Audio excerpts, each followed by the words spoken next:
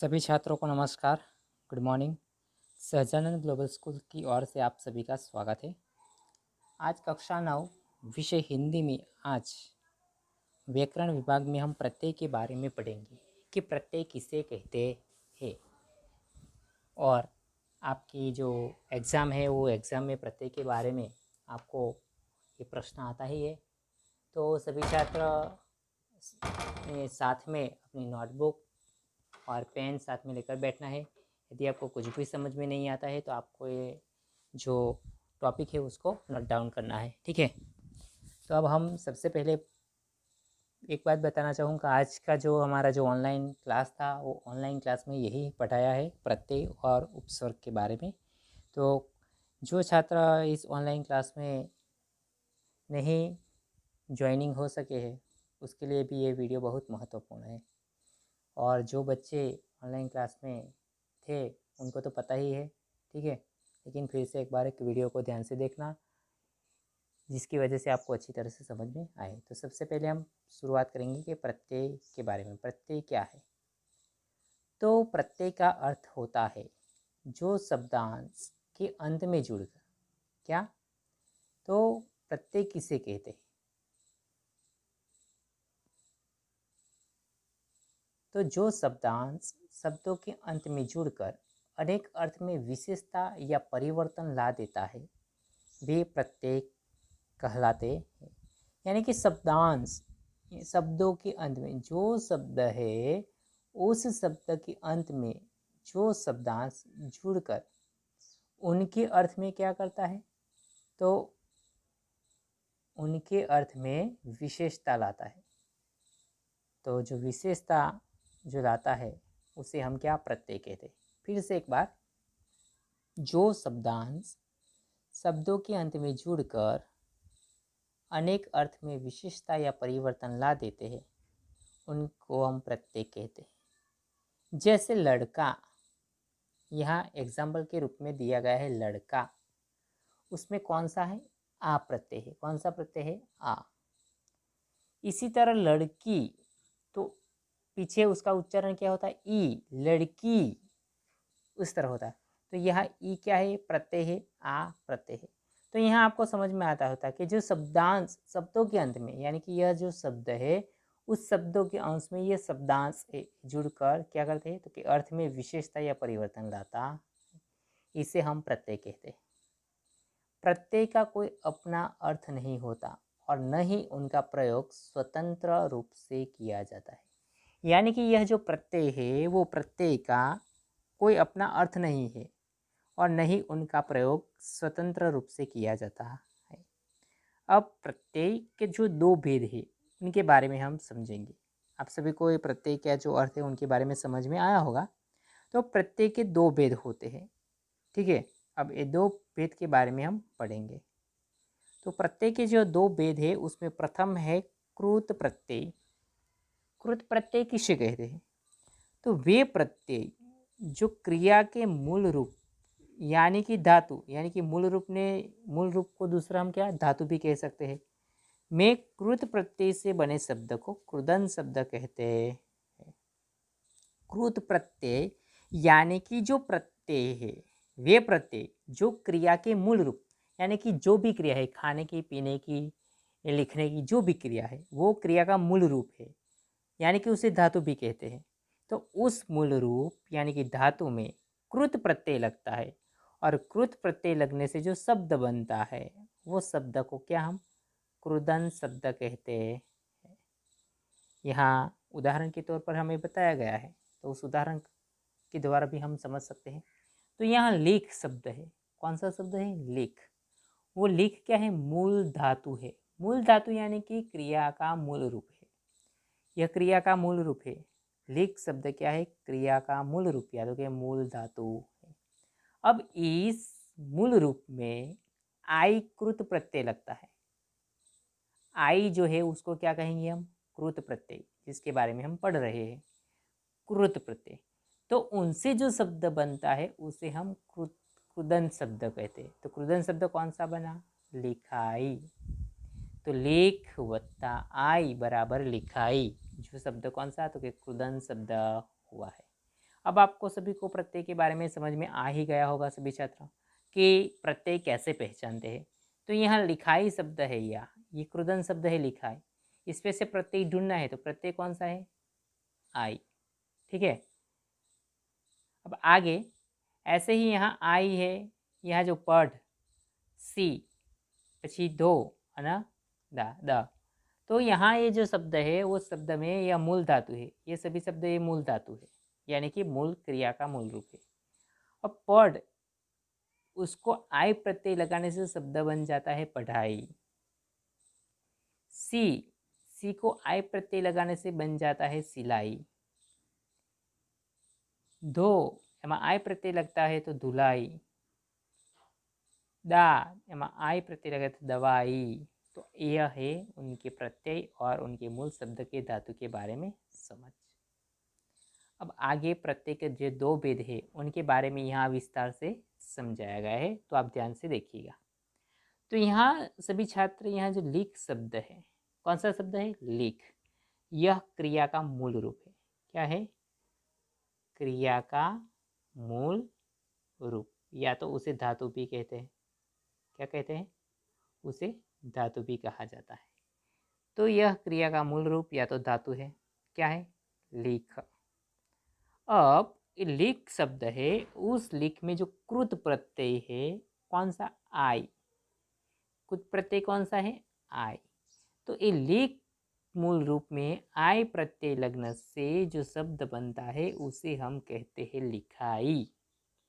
जो कौन सा शब्द है? क्रुदन शब्द है। तो यहाँ से भी छात्र प्रत्यय कौन सा हुआ? आई प्रत्यय हुआ। दूसरा लिख, उसमें आवट कृत प्रत्यय लगता है। कौन सा? आवट।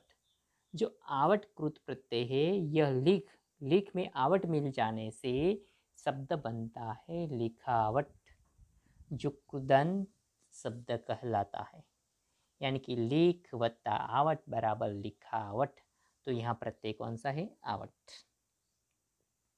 तीसरा शब्द लिख, उसमें प्रत्यय लगता है अक। तो यह कृत प्रत्यय अक लगने से शब्द बन जाता है लेखक, जो क्रुदन शब्द है।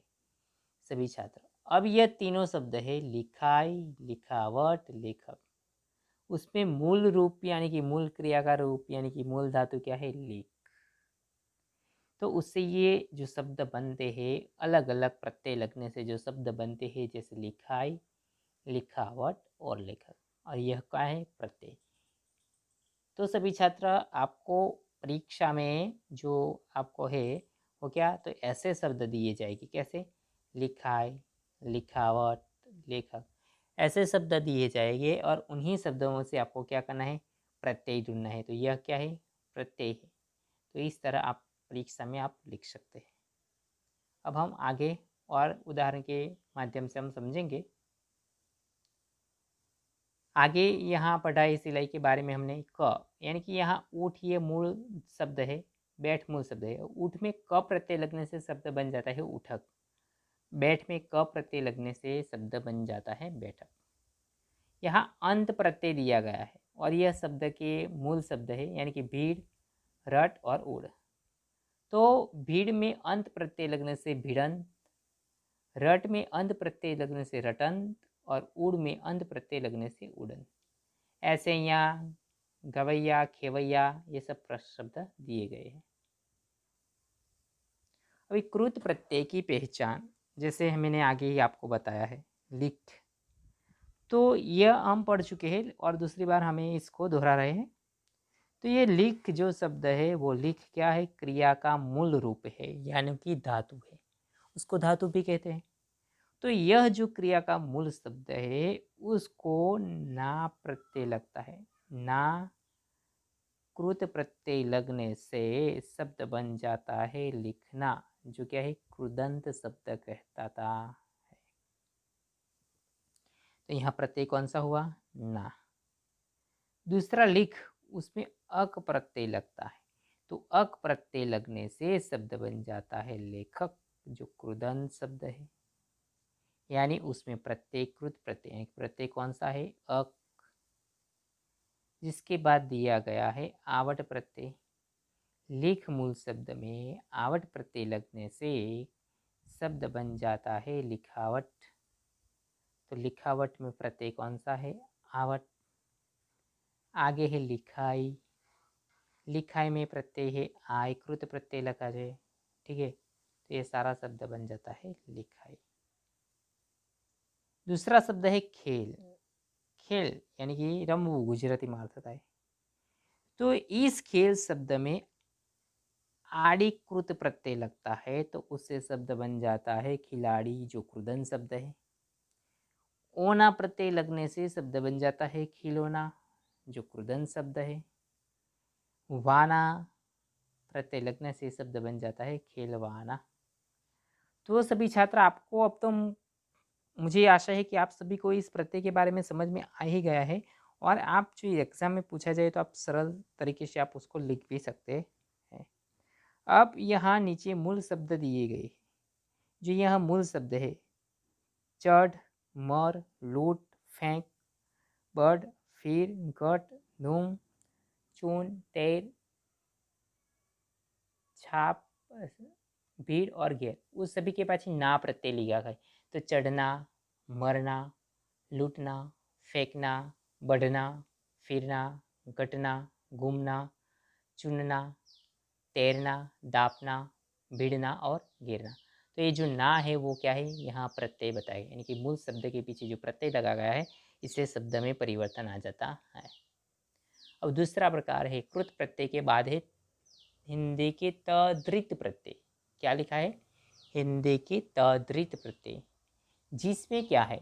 वे प्रत्यय जो क्रिया के मूल रूप यानी धातु को छोड़कर, यानी कि क्रिया का जो मूल रूप है, जो धातु है, उसको छोड़कर क्या, तो कि संज्ञा, सर्वनाम, विशेषण, अवयव में जुड़ते हैं, उसे हम तद्धित प्रत्यय कहलाते हैं।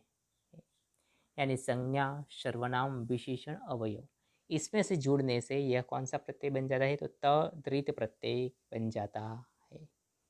तद्धित प्रत्यय से बने शब्द उसे तद्धितांत शब्द भी कहते हैं। क्या शब्द कहते हैं? तद्धितांत शब्द भी कहते हैं। यहाँ संज्ञा दी गई है बेटी। सबसे पहले संज्ञा की बात करेंगे। बेटी यह संज्ञा है, उसमें तद्धित प्रत्यय आ लगता है। कौन सा? आ। तो शब्द तद्धितांत शब्द कौन सा बनता है? बेटिया। तो इस शब्द में एग्जाम में यह शब्द पूछा जाए और हमसे कहा जाए कि उसमें से प्रत्यय ढूंढे, तो प्रत्यय कौन सा है? आ। ठीक है, आगे दूसरी संज्ञा है आम, उसमें प्रत्यय लगा है ओला, तो शब्द क्या बनता है? अमोला। लखनऊ, उसमें तद्धित प्रत्यय ई लगता है, तो तद्धितांत शब्द कौन सा बन जाता है? लखनवी। तो यहाँ प्रत्यय कौन सा है? ई। तीसरा शब्द है मामा, उसमें रेरा शब्द प्रत्यय लगता है, तो शब्द बन जाता है ममेरा। आगे स्वर्ग, उसमें ईमु प्रत्यय लगता है, तो तद्धितांत शब्द बन जाता है स्वर्णिम। स्वर्णिम, सभी छात्र यहाँ स्वर्ण है, यानी कि स्वर्णिम शब्द बन जाता है। आगे साप शब्द है, साप में रेरा प्रत्यय लगता है, तो तद्धितांत शब्द बन जाता है सपेरा। इसी तरह दूध, उसमें आरु प्रत्यय लगने से तद्धितांत शब्द बन जाता है दुधारू। तो सभी छात्र यहाँ जो ये अमोला, लखनवी, ममेरा, स्वर्णिम, सपेरा, दुधारू, इसमें यह प्रत्यय अमोला में ओला प्रत्यय, लखनवी में ई, ममेरा में रेरा, स्वर्णिम में ईम, सपेरा में रेरा और दुधारू में आरु प्रत्यय। दूसरी संज्ञा है, यहाँ है सोना। क्या है? सोना। तो सोना में क्या प्रत्यय है? आर प्रत्यय लगने से शब्द बन जाता है सोनार। माली, माली में इन शब्द बन जाता है, तद्धित प्रत्यय इन, तो मालिन शब्द बन जाता है। बिहार, इसमें ई प्रत्यय लगते तद्धितांत शब्द बनता है बिहारी। लाठी, लाठी में ठेत प्रत्यय लगने से शब्द बन जाता है लठेत। हाथ, हाथ में ओड़ा प्रत्यय लगने से शब्द बन जाता है हथौड़ा। लड़का, उसमें पन प्रत्यय लगने से शब्द बन जाता है लड़कपन। तो सभी छात्र, अब आपको समझ में आ गया है कि संज्ञा में जो है वो तद्धित प्रत्यय लगने से तद्धितांत शब्द बन जाता है। आगे सर्वनाम के बारे में बताया गया है।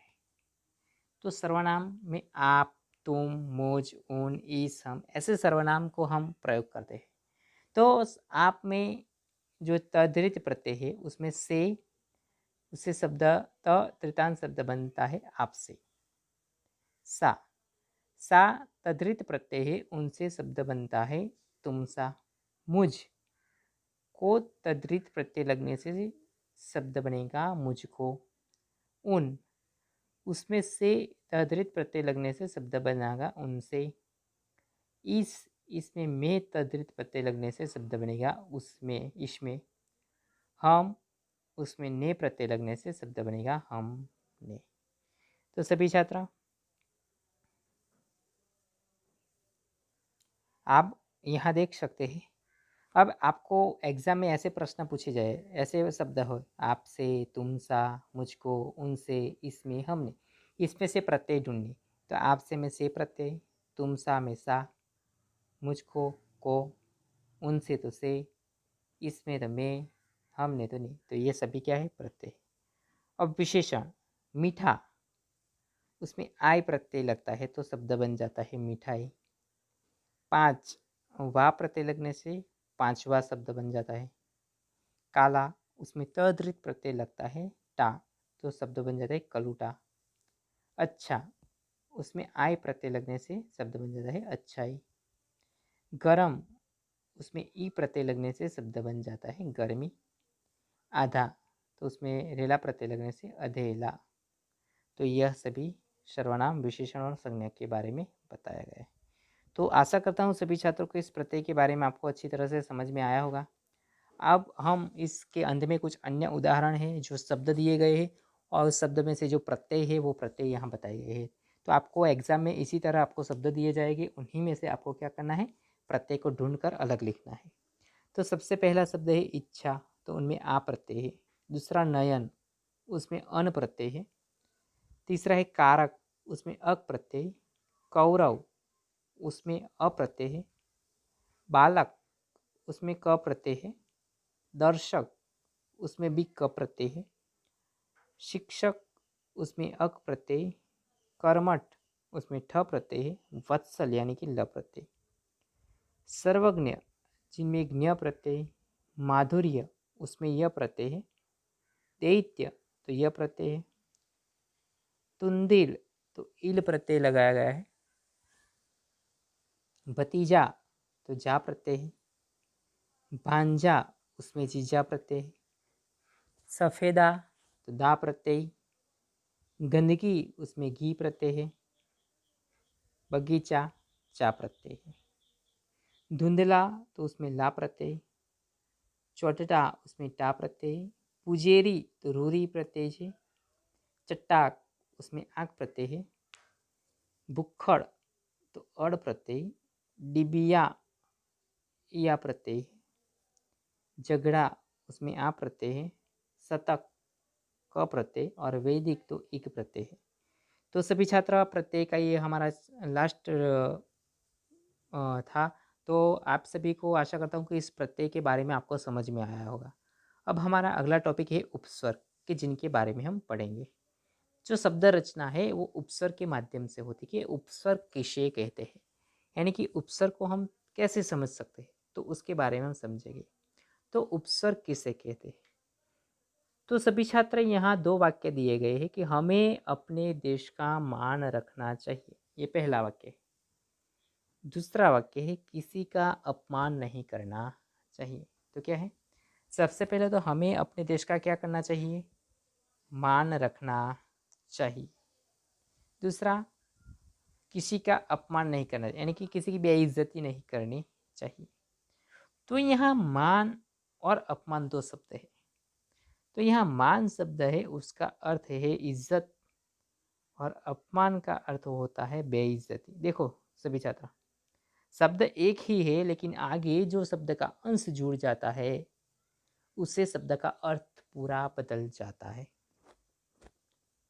तो यहाँ आप देख रहे हैं कि मान, यानी कि हमें अपने देश पर क्या मान है, इज्जत है, गर्व है। दूसरा है किसी का अपमान नहीं करना चाहिए, यानी कि बेइज्जती, यानी कि किसी की बेइज्जती करनी चाहिए नहीं। तो अपशब्दांश का अर्थ होता है बुरा या तो विरुद्ध।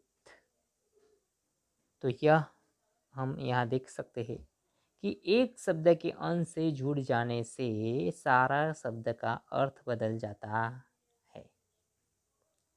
यहाँ 4 शब्द दिए गए हैं: अनुरूप, अत्यंत, अभिप्राय, निर्दोष। तो यहाँ रूप शब्द, तो सभी छात्र यहाँ आप देख सकते हैं कि यहाँ जो शब्द दिए गए हैं रूप, रूप शब्द है, उनके आगे अनु उपसर्ग लगने से शब्द बन जाता है अनुरूप। अति, अंत, अंत के आगे अति शब्द लगने से शब्द बन जाता है अत्यंत। प्रायः, उसके आगे अभी उपसर्ग लगने से अभिप्राय। दोष, उसके आगे नीर उपसर्ग लगने से शब्द बन जाता है निर्दोष।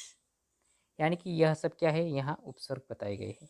अब उपसर्ग की पहचान कैसे होती है, उसके अर्थ क्या है? तो सबसे पहले कि जो शब्दांश किसी शब्द के आरंभ में जुड़कर उनके अर्थ में परिवर्तन ला देते हैं, उसे हम उपसर्ग कहते हैं।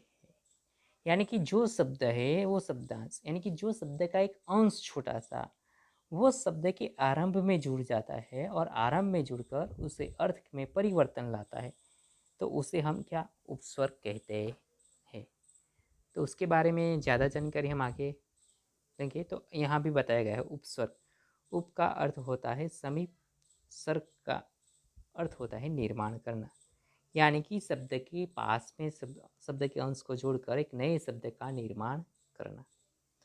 तो वे शब्दांश जो शब्दों के आगे जुड़कर अर्थ में परिवर्तन ला देते हैं, यानी कि वैसे कुछ शब्द के अंश है जो शब्दों के आगे जुड़कर क्या कर देते हैं, तो कि उनके अर्थ में परिवर्तन ला देते हैं, और इसलिए हम उसे क्या कहते हैं, तो उपस्वर्ग कहते हैं। जो यहाँ बताया गया है कैसे शब्दांश है, तो यहाँ जो पुत्र शब्द है, ये जो पुत्र जो शब्द है वो पुत्र शब्द में आगे शब्दांश यानी कि सु लगता है, तो यहाँ अर्थ बन जाता है सुपुत्र। पुत्र यानी कि लड़का, सुपुत्र यानी कि अच्छा लड़का, यानी कि पूरे शब्द के अर्थ में परिवर्तन आ जाता है। आगे पुत्र है, उनकी आगे शब्दांश को लगाया जाता है तो शब्द बन जाता है कुपुत्र, यानी कि बहुत ही बुरा लड़का। तो इस तरह से आपको पता चल गया है कि उपसर्ग किसे कहते हैं, यानी कि जो शब्दांश जो शब्दों के आगे जुड़कर उनके अर्थ में परिवर्तन ला देता है उसे हम क्या, उपस्वर्ग कहते हैं। उपसर्ग के प्रकार, यानी कि उपसर्ग के कितने प्रकार है, यानी कि उपसर्ग के 4 प्रकार है। पहला है संस्कृत के उपसर्ग, दूसरा उर्दू के उपसर्ग, तीसरा हिंदी के उपसर्ग, चौथा है उपसर्ग की तरह प्रयोग किए जाने वाले संस्कृत प्रत्यय अवयव। तो अब इस 4 प्रकार के बारे में हम समझेंगे। सबसे पहले बताया गया है संस्कृत के उपस्वर्ग। अब संस्कृत के उपस्वर्ग किसे कहते हैं, तो सभी छात्र संस्कृत के उपस्वर्ग में वे शब्दांश होते हैं जो संस्कृत भाषा से हिंदी भाषा में बिना किसी परिवर्तन के ज्यों के त्यों प्रयोग किए जाते हैं।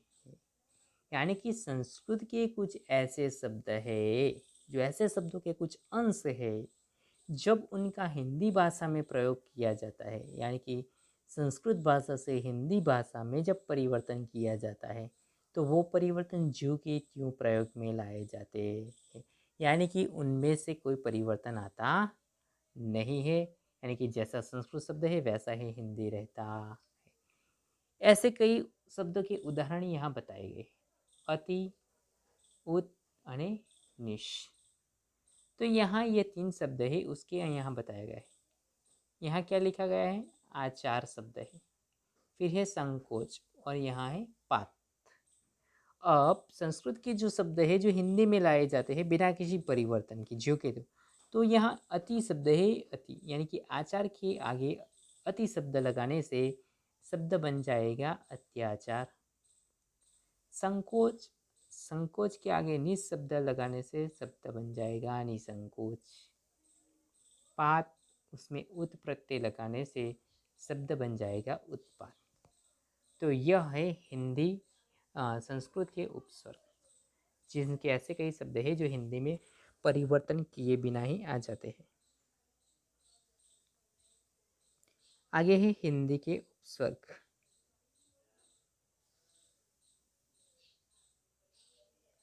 हिंदी के उपस्वर्ग वे शब्दांश होते हैं जो मूल रूप में तो संस्कृत के होते हैं, परंतु हिंदी में रूप परिवर्तन करके प्रयोग किए जाते हैं। यानी कि मूल शब्द कौन सा होता है? मूल शब्द संस्कृत का होता है, लेकिन हिंदी में आते हैं उसमें क्या तो कि परिवर्तित किया करके उसका प्रयोग किया जाता है। तो उसे हम क्या तो कि हिंदी के उपस्वर्ग कहे। तो यहाँ जो शब्द दिए गए हैं वो शब्दों को हम पढ़ेंगे। सबसे पहले तो यहाँ छूत शब्द है, फिर से गुण और पका, ये 3 शब्द है। अब यहाँ हिंदी के जो उपस्वर्ग है अ उपसर्ग लगने से शब्द बन जाता है अछूत। फिर गुण में औ शब्द लगने से बन जाता है अवगुण, और पका उसमें से अद उपसर्ग लगने से शब्द बन जाता है अधपका। तो सभी छात्र यह जो आगे जो शब्द का अंश लगाया गया है वो क्या है? उपसर्ग। तो आपको परीक्षा में ऐसे ही शब्द पूछे जाएंगे जिसमें से आपको क्या उपसर्ग लिखना है। तो उपसर्ग कौन सा है? यह जो आगे बताया गया है यह सभी क्या है? उनके उपस्वर्ग है। आपको ओनली फॉर शब्द ही आएगा, उसके आधार से ही आपको उपस्वर्ग को ढूंढना है। अब आगे है उर्दू के उपस्वर्ग, यानी कि उर्दू में जो उपस्वर्ग है, उर्दू के उपस्वर्ग हम किसे कहते हैं? सभी छात्र उर्दू के जो उपस्वर्ग वे शब्दांश होते हैं, यानी कि ऐसे शब्द के अंश होते हैं जो उर्दू और फारसी भाषा से हिंदी भाषा में प्रयोग किए जाते हैं। कौन से? उर्दू और फारसी भाषा से उनका हिंदी भाषा में प्रयोग किया जाता है। ऐसे कई शब्द है, यहाँ खिला है, दर है और वह है। ठीक है, खिला, दर और ब। यहाँ शब्द दिए गए हैं वजह,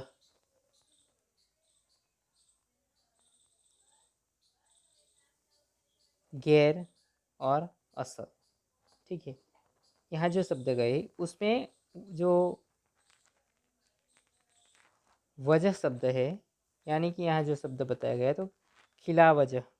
ठीक है, और गैर उसमें ब उपसर्ग लगने से बगैर, और असल में दर प्रत्यय दर उपसर्ग लगने से दर असल, ऐसा शब्द बन जाता है। तो यह उर्दू के है। आगे उपसर्ग रूप में प्रयोग किए जाने वाले संस्कृत के अवयव। तो ये उपस्वर्ग वे शब्दांश होते हैं जो संस्कृत के अवयव होते हैं और हिंदी में अपने मूल रूप में उपस्वर्ग के रूप में लगाकर प्रयोग किए जाते हैं।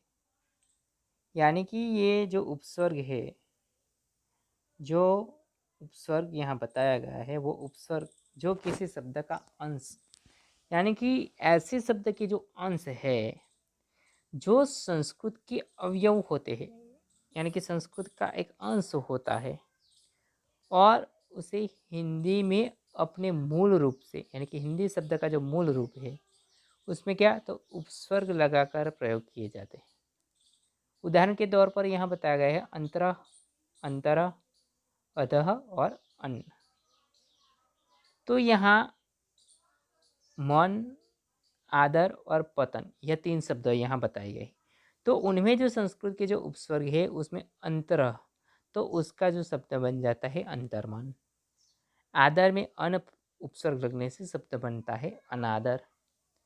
अधः पतन, यानी कि अधः उपसर्ग लगने से शब्द बन जाएगा अधः पतन। तो सभी छात्र यह हुआ हमारा उपसर्ग। उपसर्ग किसे कहते हैं उसके बारे में हमने पढ़ा, और उपसर्ग को किस प्रकार हम ढूंढ सकते हैं, यानी कि जो शब्द दिया गया है उस शब्द के माध्यम से हम उपसर्ग को कैसे पहचानेंगे उसके बारे में आज के वीडियो में हमने पढ़ा है। तो सभी छात्र एक बार फिर से हम पुनरावर्तन कर लेते हैं कि सबसे पहले हमने क्या पढ़ा। तो सबसे पहले हमने प्रत्यय के बारे में पढ़ा, प्रत्यय किसे कहते हैं, उसका अर्थ, और प्रत्यय किस तरह हम उसको ढूंढ सकते हैं उसके बारे में पढ़ा। और उसके बाद हमने प्रत्यय के जो भेद है, दो भेद, उसमें कृत प्रत्यय जिसमें क्रिया के कितने मूल शब्द है उनके बारे में मैंने आपको समझाया। मूल धातु, कृत प्रत्यय और कृत प्रत्यय, लिख, आय प्रत्यय लगने से शब्द बन जाता है लिखाई। यहाँ इसको भी मैंने समझाया कि लिख जो मूल धातु है, उस मूल धातु में आय, आवट और अक वो क्या है, प्रत्यय है, जिनमें शब्द बन जाता है लिखावट और लेखक। इसके बारे में हमने समझ ली। आगे भी ये सब हमने समझा रहे। यहाँ लिखना उसके बारे में समझ पाई आपने।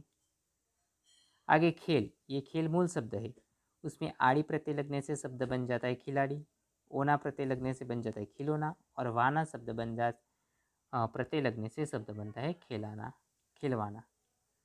आगे उसमें जो मूल शब्द है चढ़, उसमें ना प्रत्यय लगने से चढ़ना, मर ना प्रत्यय लगने से मरना, लूट ना प्रत्यय लगने से लूटना, फेंक ना प्रत्यय लगने से फेंकना। ऐसे ही ये बाकी शब्द है जिनमें ग्रीन पेन से जो लिखा गया है वो क्या है, प्रत्यय है। उसके बाद हमने हिंदी के तद्धित प्रत्यय के बारे में पढ़ा, जिनमें हम संज्ञा, सर्वनाम, विशेषण और अवयव के बारे में पढ़ा। जो संज्ञा होती है वो संज्ञा में जो उपसर्ग लगाया और उपसर्ग लगने से जो शब्द बनता है उसे हम तृतांत शब्द कहते हैं, जिसमें अमोला जिसमें प्रत्यय है ओला, लखनवी जिसमें ई प्रत्यय है। ऐसे बाकी के यहाँ सारे उदाहरण आपको बताए गए हैं। संज्ञा में सोना है, उसमें आर प्रत्यय लगने से सोनार। इसी तरह माली, इन प्रत्यय लगने से मालिन। बिहार, ई प्रत्यय लगने से बिहारी। लाठी, हेट प्रत्यय लगने से लठेत। ऐसे बाकी के शब्दों को आपको पढ़ना है। आगे सर्वनाम के बारे में हमने आप से प्रत्यय लगने से आपसे, तुम सा प्रत्यय लगने से तुम सा, मुझ को प्रत्यय लगने से मुझको, उन से प्रत्यय लगने से उनसे। ऐसे नीचे विशेषण के बारे में भी, मीठा आय प्रत्यय लगने से मिठाई, पाँच वा प्रत्यय लगने से पाँचवा, इसके बारे में हमने पढ़ा। फिर यह सारी बातें हमने जानकारी ली थी।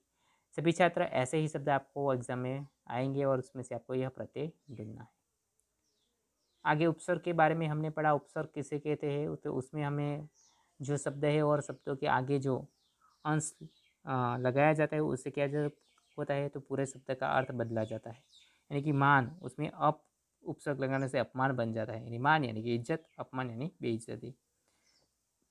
तो यहाँ जो शब्दांश किसी शब्द के आरंभ में जुड़कर उनके अर्थ में परिवर्तन ला देते हैं उन्हें हम उपसर्ग कहते हैं। उप का अर्थ होता है समीप और सर्ग का अर्थ होता है निर्माण करना, यानी कि वे शब्दांश जो शब्दों के आगे जुड़कर उनके अर्थ में परिवर्तन ला देते हैं उन्हें हम उपसर्ग कहते हैं। तो यहाँ सुपुत्र और कुपुत्र, उनमें सु और कु वो क्या है, शब्दांश है, यानी कि उपसर्ग। उपसर्ग के 4 प्रकार के बारे में हमने अभ्यास किया, संस्कृत के उपसर्ग, उर्दू के उपसर्ग, हिंदी के उपसर्ग और उपसर्ग में प्रयोग किए जाने वाले संस्कृत के अवयव। तो सभी छात्र मैं आशा करता हूँ तो आप सभी को इस वीडियो में समझ में आया होगा कि प्रत्यय किसे कहते हैं और उपसर्ग किसे कहते हैं, और प्रत्यय कैसे पहचानते हैं और उपसर्ग कैसे पहचानते हैं उसके बारे में आपको समझ में आया होगा। यदि आपको समझ नहीं आया तो आप इस वीडियो को 1-2 बार ध्यान से देखना है, सुनना है और समझना है। और इसकी जो भी कुछ PDF भेजी जाएगी उस PDF के माध्यम से भी आप उसको लिख कर उसके तैयार कर सकते हैं। तो सभी छात्र, यहाँ हमारा जो व्याकरण विभाग का आज का जो टॉपिक था प्रत्यय और उपसर्ग, इसका वीडियो यहाँ हम पूर्ण करते हैं। और आगे का जो हमारा जो टॉपिक है वो उसके बारे में हमें जो पढ़ना है वो आगे नेक्स्ट फ्राइडे को हम जो पढ़ाने वाले हैं विशेषण और कहावत के बारे में हम पढ़ेंगे। आज के लिए इतना है। और फिर से एक बार आप मेरा अनुरोध है कि आप सब इस वीडियो को ध्यान से देखें, सुने और समझें, जिनकी वजह से आपको परीक्षा में कोई दिक्कत या परेशानी न हो। तो सभी छात्रों को अंत में नमस्कार। और एक बार आपको पुनः याद दिला दूँ कि इसकी जो PDF भेजी जाएगी वो आपको व्याकरण की नोटबुक में देखना है। तो अब आज का यह वीडियो हम यहाँ पूर्ण करते हैं। जय हिंद, जय भारत।